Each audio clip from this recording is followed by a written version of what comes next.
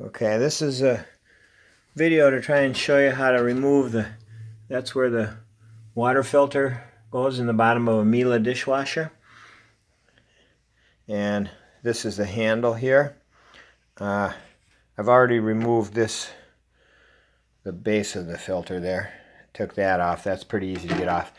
The trick is to get this apart so you can clean it better. It gets all sorts of junk down in here.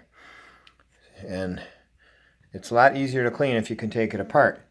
The trick to get it apart is there's a little tab right down there. Mine's kind of mucked up because it took me a while to figure out the best way to get it to release. But what you want to do is you want to push down towards the handle. Okay.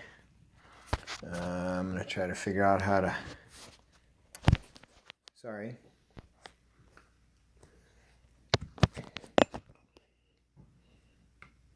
And then you just twist the filter like that, and it comes apart, just like that.